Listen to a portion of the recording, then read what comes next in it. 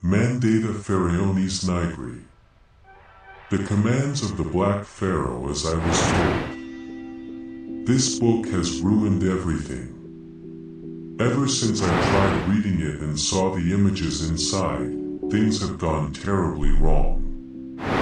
The creatures in the smoke await me outside the circular room. I know they do. I can feel them tempting me to leave the safety of my current home. I cannot leave this room. Those creatures are not all that have happened since I found that book. I'm starting to understand now. I felt it enter my head when I closed the door, sealing myself into this room. I feel it digging into my brain, tearing it apart and creating it again. A continuous sharp pain as I feel it slowly destroying everything that I am and replacing it with knowledge to understand what it means. I felt myself picking up the book. It took control of my arms. I felt myself quickly riffle through the pages before coming to a stop. The images. I'm being forced to view them again, but this time I feel the understanding being rewired into my brain. A being with hundreds, thousands, millions of eyes all staring at me through the pages. Reminding me of the eye I saw under the door. It moved through my brain before I felt the words come to me. Old One. I do not know what that meant. But I know if I were to try and speak what my brain told me I would not be able to. It was simply impossible for humans to understand, let alone speak the words. The page flipped on its own now. A city. Vast and indescribable. The architecture shouldn't have existed. The very image of that city confused and maddened me. I tried looking away, but my eyes seemed to be drawn into the image. I noticed the details. The structures were massive and seemed to be made of a greenish stone. The angles looked wildly sharp and gentle sloping at the same time. I couldn't understand it when I felt the words get carved into my mind. Dreamer's Prison. The page flipped again. A monster. Twisted and grotesque. An amalgamation of tentacles, mouths, and legs of different animal species.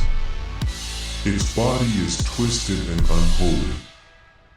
The monster seemed to be moving on the page, attempting to force its way from the pages into our realm of reality. I retched witnessing this monstrosity once again. I tried to turn the page quickly, but instead I felt my fingers slowly trace the being on the page. The words slammed into my mind. All-Mother. The page quickly turned again. A void. The page was blank. No, not blank. I know there was an image on the page, but I couldn't see it. I couldn't comprehend it. The melody I heard was there again, however this time it seemed muted. Almost like something was blocking my hearing. I awaited the words to appear, but instead I felt fear. This was not a simple fear like when someone sees a spider and is afraid of it. This wasn't even the fear felt by prey when being hunted by a predator. No, this fear was primordial. This was the fear one gets when they realize everything is on the brink of destruction. Not just one person, not one country, not even one planet.